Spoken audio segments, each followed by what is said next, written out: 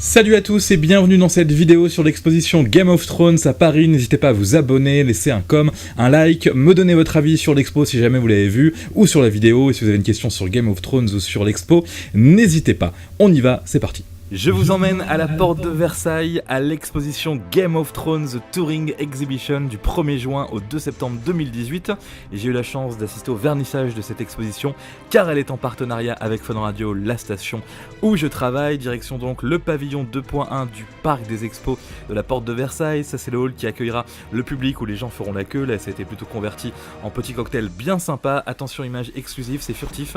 La journaliste de 50 Minutes Inside qui elle aussi profite pas mal du buffet. Alors pour ceux qui me connaissent, moi aussi c'est vrai, j'ai pas mal traîné du côté du buffet. Me voici en action, voilà, petite image exclusive de moi en train de profiter un petit peu avant l'arrivée de Carice Van Houten, la femme rouge, Mélisandre qui était présente sur place, et puis l'autre belle surprise c'était Bran Stark, Isaac, j'ai du mal avec son nom de famille, je ne le donnerai pas, mais qui est très sympa puisqu'il a accepté de faire un selfie avec moi, ce qui est plutôt cool.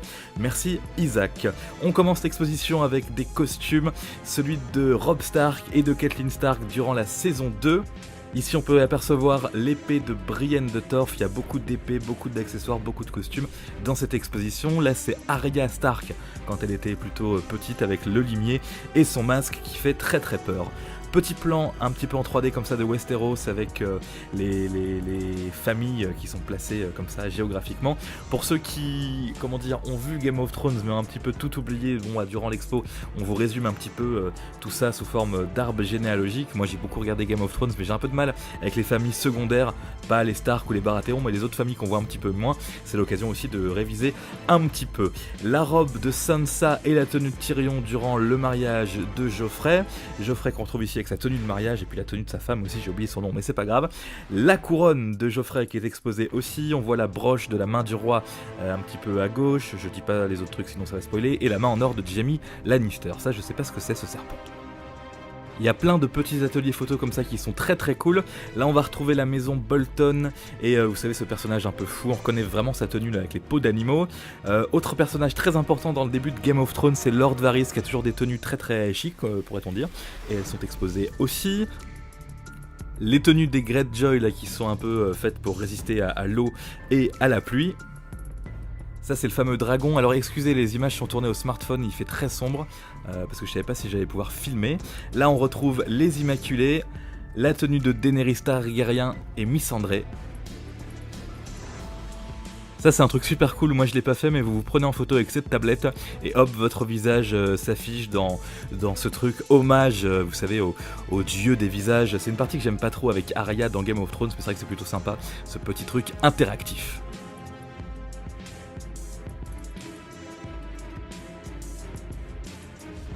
Forcément, on passe un petit peu par la garde de nuit avec la tenue de Jon Snow et de son pote là qui est un peu un personnage secondaire, il faut le dire. L'épée de Jon Snow, c'est l'épée que j'ai choisie moi pour faire ma photo, vous verrez peut-être après. Voilà, encore un petit atelier photo sympa juste avec une histoire d'ombre. Ça au début j'avais pas compris, je pensais qu'il y avait 4 personnes à l'intérieur, non voilà c'est un super trucage pour faire genre on est comme ça en train de se tenir à une corde sur le mur. Le trône de fer, évidemment, on ne peut pour l'instant pas vraiment approcher, on peut le toucher un petit peu, mais pour l'instant on ne peut pas s'asseoir, mais vous verrez après qu'on pourra. Il y a aussi une boutique avec alors là, des produits dérivés de Game of Thrones dans tous les sens. Là on a des posters, des espèces de t-shirts, des suites. Forcément vous me connaissez, moi j'ai pas pu m'empêcher de regarder le prix par exemple de ce t-shirt. Pour un produit officiel sous licence et tout, ça reste raisonnable. Cher quand même, mais bon, 25 €, ça va et je crois que les suites sont à peu près au même prix.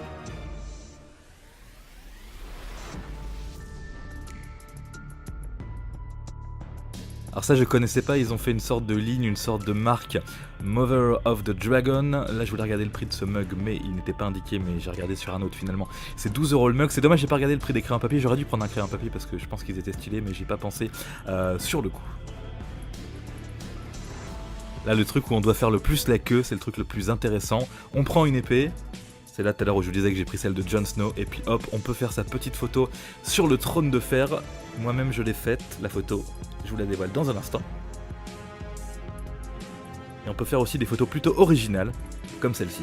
Je vous montre la mienne, pour terminer, je préviens, c'est Gênance 3000, c'est un petit peu loupé, mais bon, au moins j'aurais essayé. Moi j'ai pu faire qu'une seule photo, mais bon, allez, ça va à peu près.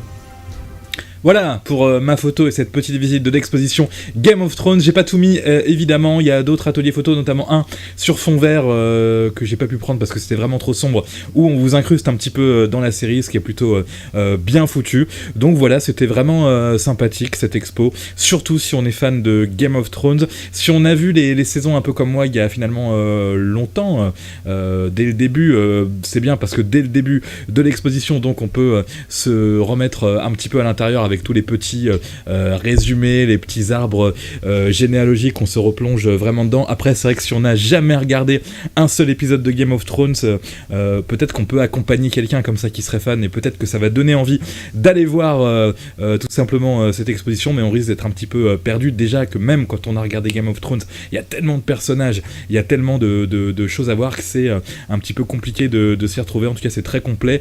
J'ai pas mis toutes les familles dans la vidéo, évidemment, mais il me semble que toutes les familles sont représentées, même celles qu'on voit le moins. Dans les trucs que j'ai pas mis, bon bah non, je vais pas dire ce que j'ai pas mis, mais il y a des choses un peu plus importantes de la série, comme des décors un petit peu plus gros. Ça, faudra le voir en allant voir l'exposition. Et puis c'était cool de voir pour moi les acteurs de Game of Thrones qui étaient présents en France juste pour cette exposition. Non pas Miss André, la femme rouge, et puis Bran Stark. Donc voilà, moment plutôt sympa, je trouve, petite expo, grande expo même on peut dire, parce que c'est la deuxième qui arrive à Paris. La première était un peu petite justement, et celle-ci est beaucoup plus grande et beaucoup plus complète. Vive Game of Thrones et vivement la prochaine saison, j'ai envie de dire. Allez, au revoir.